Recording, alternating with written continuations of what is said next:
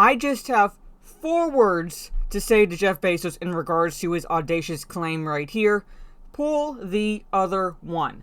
Hello, this is Mara Jade, and I'm back with another video, and Bezos is attempting to put out the fires, especially when it comes to Rings of Power and everything that's come to light months ago leading up till now, with what cast members have said and so forth, by insisting Rings of Power is not a cash grab. And here is his quote. Down here, second paragraph. Middle-earth is such a beloved world, and telling the story of the forging of the Rings of Power is a privilege and a responsibility, he wrote. I hope we do Tolkien's work justice. It goes beyond making a commercially successful show. Everyone working on the show read these stories as kids, not from what I'm fucking seeing with everyone talking about it as regards to the cast and crew, but whatever, and our hearts are in it. Oh really, Bezos? Oh really, Bezos? When we remember this little gem right here. Demands Amazon make him a Game of Thrones sized hit. Did you think we would fucking forget about this? Did you? About a couple of months or so before the purchase of the rights for adapting the Lord of the Rings and Tolkien's works and so forth was made official in November, where it says right here, second paragraph, naturally the TV industry has taken notice. Speaking to Variety, Amazon Studios chief Roy Price recently revealed that Amazon CEO Jeff Bezos recently gave the company's video division new marching orders. Basically, bring me the next Game of Thrones. Did you think we would fucking forget about this, Bezos? Did you? You're now insisting it's not a cash grab, right? You're now insisting it's not a cash grab, because here's the quote.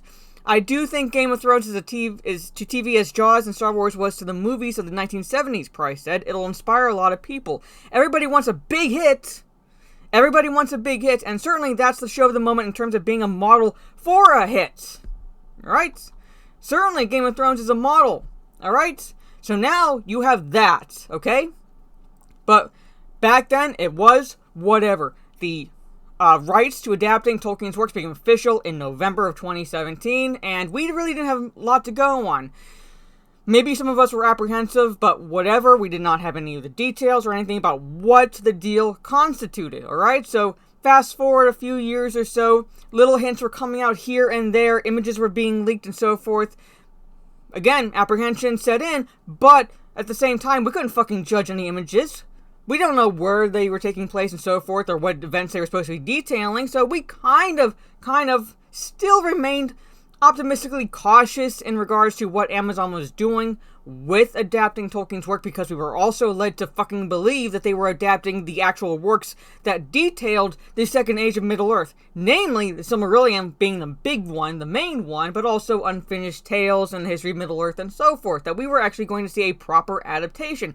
Maybe a little bit of liberties we'll be taking here and there, because you can't adapt a work from book to screen or whatever, and word for word, scene for scene, and so forth, without completely plagiarizing the work. You can't do that. So we kind of understand that little concept there. So we were kind of willing to let it slide until trailers and teasers were released and so forth. And then those teasers were rolling out, so they were being released, and we were watching these going, I'm feeling nothing. This does not look like Middle-earth. What the fuck is going on? What event is this? What character is that? I'm not getting anything. I'm not getting any hints, major hints that would tell me and the others, like, in the fandom, what these events were, who these characters were, and so forth. They did not come across to us as anything Tolkien created. And then, shocker of all shockers, pretty much, it was revealed they did not have the rights at all to adapt the Silmarillion, History of Middle-earth, and Unfinished Tales, or anything that would have detailed, given them plenty of ammunition to use when adapting and putting to screen anything dealing with the Second Age of Middle-earth, that history that they were trying to turn into the fucking next Game of Thrones. Shocker of all shockers, but really, was there any fucking surprise at that point? Really? Like, when you think back on it, was there really any genuine surprise, given what we were seeing and everything, like, detailing the inner workings, the filming, changing from New Zealand to England and so forth? Was there any really genuine surprise? But there it was. There it fucking was. They had no rights to any of those works. The only rights they had to adapt the Second Age were the appendices. Appendices do not flesh out stories. They're basically little details here and there that kind of, hey, if you want to know a little extra something about this period in the Second Age, here it is. Look at these footnotes. Look at these appendices. That's it. But where the fleshing out actually occurred was in the actual text. No access to whatsoever. So they lied to us. You lied to us, Bezos, for few years since officially acquiring the rights, that you had any inclination, our rights, control, whatever, to adapting those works. Alright? That news came out. Alright? Then all the pieces started falling into place up till now, and then all the pieces started falling into place after that, basically. When you have one of your producers, Lindsay Weber, saying that they wanted to make Middle-earth reflect the world we live in one of the interviews. Middle-earth is not fucking supposed to reflect the world we live in, and that's why it's called escapism, you dumb bitch. It's supposed to reflect Middle-earth. It's supposed to reflect the mythos, the foundation, the world building Tolkien created, and that world is Middle-earth. That's the only thing Middle-earth is supposed to reflect. Nothing else at all in our fucking reality should take shape whatsoever in Middle-earth. But there she said it. There she fucking said it in one of the our interviews, I believe, on either Variety or Hollywood Reporter. I really don't give a fuck, but one of those two gave an interview. And in that same interview, you had one of the showrunners, I believe it was McKay, could have been Payne, again, I don't fucking care, they're both fucking morons, saying that they were taking little clues here and there that Tolkien left and connecting them like stars, making out a constellation to tell the story Tolkien never wrote. In his words, one of the showrunners, tell the story Tolkien never wrote. So now, let's sum up a little bit, shall we, so far? Okay? You acquired the rights. You led fans to believe that you were adapting the actual works Tolkien set up. Not exactly officially wrote or published, per se, because a lot of it had to do with Christopher Tolkien and so forth, putting together what notes and so forth that Tolkien left, J.R. Tolkien left, in regards to writing Silmarillion, which technically was being written first before Lord of the Rings, but you're supposed to be fans, right? Alright, okay, so you led us to believe that. Then the revelation came, after teasers and trailers and lies, that you weren't adapting those works, alright? Then you had one of your producers, Weber, saying that they were going to reflect, Middle-earth was going to reflect the world we live in, alright? And then you had one of the showrunners say that they were going to tell the story that Tolkien never wrote, pretty much. And then character posters, as well as more teasers came out, and we were saying, these don't look like Tolkien characters. Even the canonical ones do not look like Tolkien characters. Galadriel is not Galadriel. It's in name only. In name only Elrond. In name only Celebrimbor. And then, alright, new characters. Canonical characters. If they had the rights to Silmarillion and so forth, they wouldn't have had to add as many non-canonical characters, or even at all, to this series, but there it is. There it is. And what do they do? Tokenization. A black beardless dwarf. That was the bigger fucking issue that most people had, necessarily, with the casting of the actors playing the black dwarf. But then, they had the images of the black elf, and we're like, no. Tolkien specifically described elves a certain way. This does not work. And where the fuck is an elf going to find a barber to give him a fucking fade in Middle-earth? So we point that out. That's not right. But then, then you start seeing the ad hominem attacks directed at us. We must be racist. We must be sexist and so forth. The show media starting to spin the cycle, saying that Galadriel, changing her character, is actually a good thing for the show. Alright? Actors and actresses within the cast demonstrating fundamental ignorance when it comes to the source material. But what can I expect from them when even the fucking crew, the showrunners, have demonstrated fundamental ignorance when it regards to the show, and the fact that they are moving forward. They moved forward with this premise with no rights to it all adapting, like I said, the actual works, but they moved forward anyway. The sheer narcissism behind Bezos and the showrunners and Amazon Studios and so forth in depicting this series. Describing Galadriel as a different version. Younger version, no doubt. That would be more accurate, but different version? Why is she a different version? She should be the Galadriel we know. Just younger.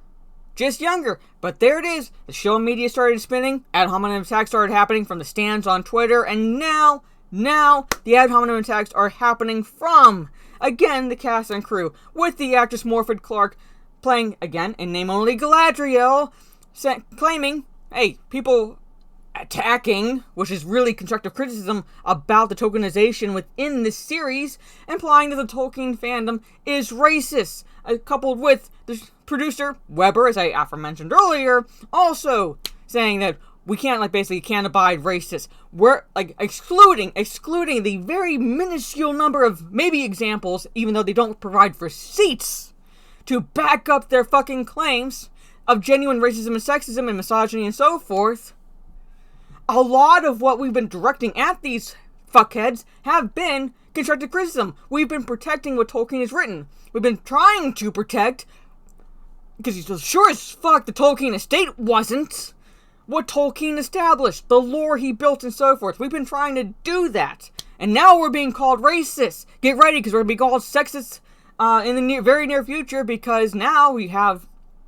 the actress playing Bronwyn. I don't fucking care, but to know her name at this point, this show is not Tolkien. This is not Middle Earth. This is not anything that had anything to do with the mythos Tolkien created. Saying that finally, females have agency. Were you fucking watching even the fucking Lord of the Rings movies up till now? The female characters had plenty of fucking agency. And if you read the fucking books, a lot more had fucking agency, because it's not about quantity, it's about quality with his characters. But in your eyes, no, there weren't enough, and they didn't have the correct agency and so forth. Alright, and now, like I said, now we have this. We have this. I'm sorry for my screen change. I double-clicked on the upper part, but here it is. Here it is. I have too much of a rant right now to make a new video, and I'm going to clarify that right here in this existing video. But here it is. Now we have Bezos insisting it isn't a cash grab. The narcissism, the audacity in that statement alone, combined with everything else I mentioned previously. And I know there's other stuff that I didn't mention, because there's a lot of shit that went down that we've been calling out particularly since the revelation of what the showrunners had access to came to light. So I don't believe a damn fucking thing either Bezos, Amazon Studios, or anyone in connection with this show says. And get ready, folks. Buckle up.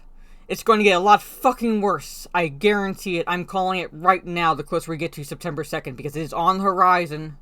It is on the horizon, and I'm betting the journos, the quote-unquote journos, the spin media, have already, at least, the titles ready for how toxic the fandom is, how racist it is, sexist, homophobic, transphobic, what have you. Ready to defend the travesty. Ready to defend the character assassinations of canonical characters and lift up the non-canonical ones to demonstrate how it is important for Tolkien's work to evolve into modern day, even though Tolkien himself is the father of modern fantasy. His themes, his stories are universal. They are timeless. They are already modern because they do not reflect a certain specific period. But these people can't seem to fucking fathom that, because they can't see beyond the echo chambers and their own assholes to at all admit to that. But anyway, what are your thoughts down in the comments below? What do you think of Jeff Bezos' statement? Do you agree with him? Do you disagree with him? What have you been noticing so far with the Rings of Power series? Are you going to watch it? Are you not going to watch it? Are you on the fence about it? Let me know that fun stuff down in the comments below. If you like this video, leave a thumbs up. Share on social media if you will. I will be live later tonight on Twitch, Jade_Fire. I gotta shoot more shit in Destiny 2 because, dear fucking God, this is not going to stop. And I am not going to stop giving my opinion about it. And I'm not going to stop protecting what Tolkien established. So there it is, Bezos. Again, like, share, subscribe, all that fun stuff. This is Mara Jade. Catch you on the dark side. And Bezos, focus on fucking up space. Stay the fuck out of Middle Earth.